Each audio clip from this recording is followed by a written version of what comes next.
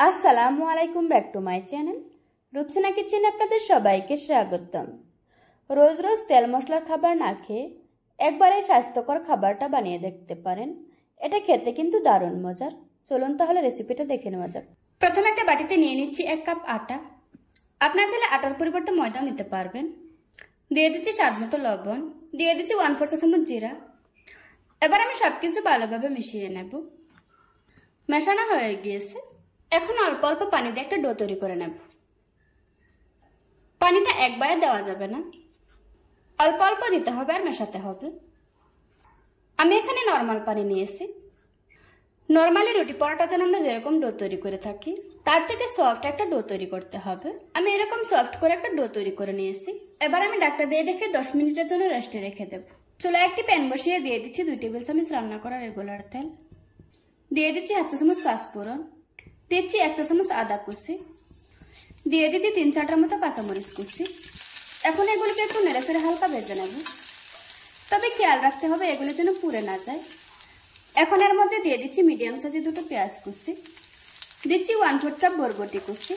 এখন চুলার আঁচ মিডিয়ামে রেখে এগুলিকে কিছুক্ষণ ভেজে নেব। কিছুক্ষণ ভেজে নেওয়ার পর পেঁয়াজটা যখন কিছুটা নরম হয়ে এসেছে ওই পর্যায়ে দিয়ে দিচ্ছি স্বাদ মতো লবণ, দিয়ে দিচ্ছি 1/4 চা চামচ লাল মরিচের গুঁড়া, দিচ্ছি 1/4 চা চামচ হলুদ গুঁড়া। এবার আমি হলুদের কাঁচা গন্ধ না যাওয়া পর্যন্ত ভেজে নেব। কিছুক্ষণ ভেজে নেওয়ার পর দিয়ে দিচ্ছি আগে থেকে ম্যাশ করে রাখা আলু। আমি এখানে মিডিয়াম সাইজে 2টো আলু নিয়েছি। এখন আমি মশলাগুলির সাথে আলুটা খুব ভালোভাবে মিশিয়ে নেব। মেশানো হয়ে গিয়েছে।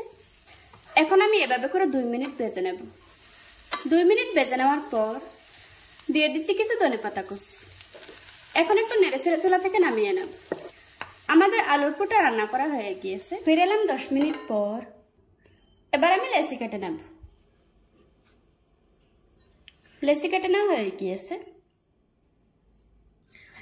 এবার আমি নাস্তাগুলি বানিয়ে নেব।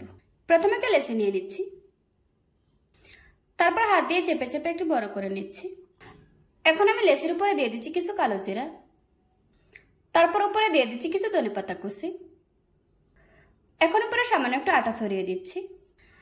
এবার আমি ছোট একটা রুটি বেলে নেব। রুটি বেলে নেওয়া হয়ে গিয়েছে। যেদিকে ধনেপাতা আর কালো জিরা থাকবে ওই দিকটা নিচের দিকে দিতে হবে। এখন আমি দিয়ে দিচ্ছি আগে থেকে বানিয়ে রাখা আলুর পুর। এখন আমি একটা সাইড থেকে মুখটা খুব ভালোভাবে বন্ধ করে দেব। তারপর এভাবে করে হালকা হাতে প্রেস করে দিতে হবে। হাত দিয়ে চেপে চেপে একটু পাতলা করে নেব। এই নাস্তাটা বেলা যাবে না। আমার নাস্তাটা বানানো হয়ে গিয়েছে। এভাবে করে আজকে আমি সবগুলি নাস্তা বানিয়ে নেব। নাস্তাগুলি ভাজার জন্য চুলায় প্যান গরম করে নিয়েছি। এখন আমি নাস্তাগুলি দিয়ে দেব। প্রথমে আমি তেল দেব না, তেল ছাড়া কিছুক্ষণ ছেঁকে নেব। নিচের পাশটা শক্ত হয়ে এসেছে। এবার আমি উল্টিয়ে দেব।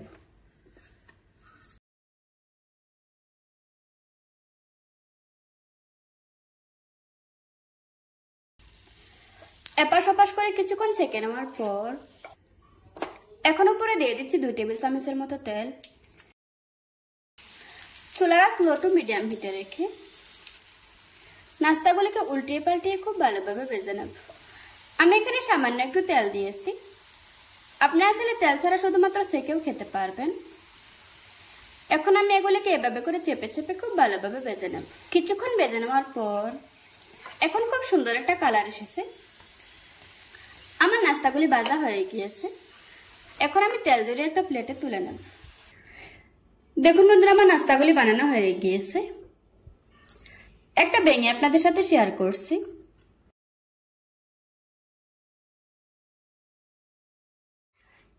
আশা করছি আজকের এই সহজ রেসিপিটা আপনাদের কাছে ভালো লাগবে। ভালো লাগলে আমার চ্যানেলটা সাবস্ক্রাইব করে পাশে থাকা বেল বাটনটি অন করে রাখবেন। আবারও কথা হচ্ছে নতুন কোনো ভিডিওতে। ততক্ষণ সুস্থ থাকবেন, ভালো থাকবেন। আল্লাহ হাফেজ।